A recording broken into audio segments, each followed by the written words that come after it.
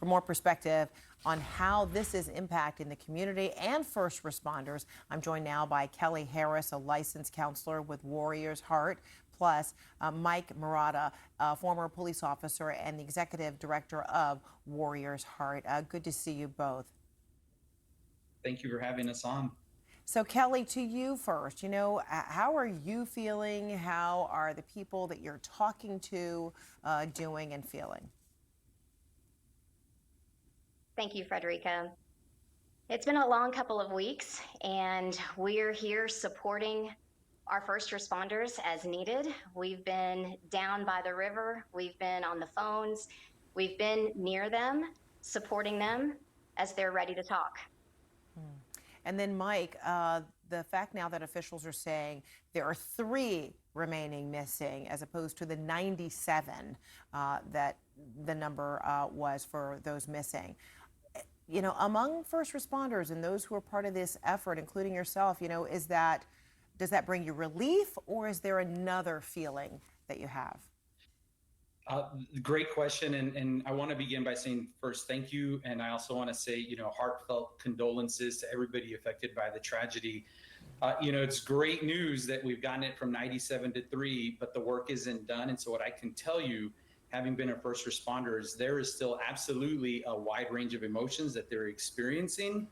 There is still absolutely a sense of hope. I know the ops tempo is high, and our first responders are very much still out there doing the work, and probably in some ways starting to feel the effects, being now on the other side of this, and starting to question what it is that they saw and what it is that they've experienced and gone through. So very much still in need of a lot of support from the community. Is that like a PTSD that you're describing?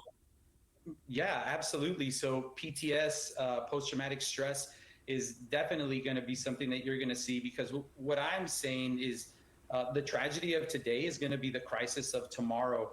And like the sheriff said, it's going to be months. The recovery effort's going to be months. Some of these responders will experience the effects of this years after the floodwaters have receded. Everybody has been recovered. Funerals have been had.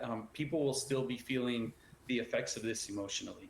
Yeah, and then Kelly, looking for dozens of victims. Many of them were children. What kind of toll does that take, really in the midst of the searches, let alone afterwards? Great question. So there's 3 phases that we see after major events, natural disasters. The first one is rescue, which was right at the beginning, and that was finding. They're now currently in the second, which is search and recovery, trying to recover anything and everything to help the families. And we're going to be going soon into the debrief, the post. So this is where everybody stops focusing and searching and now starts to talk and process. What did you see? What did you hear? How are you doing? How are your teammates doing? And Mike, your organization, calls itself Last Responders for First Responders. Explain what that means. Absolutely. And we wear that title proudly. Like I said, what they're feeling right now is a sense of hope and mission, and everybody is very much in the work. As this thing kind of goes through the different phases, people are going to start to feel the effects of this.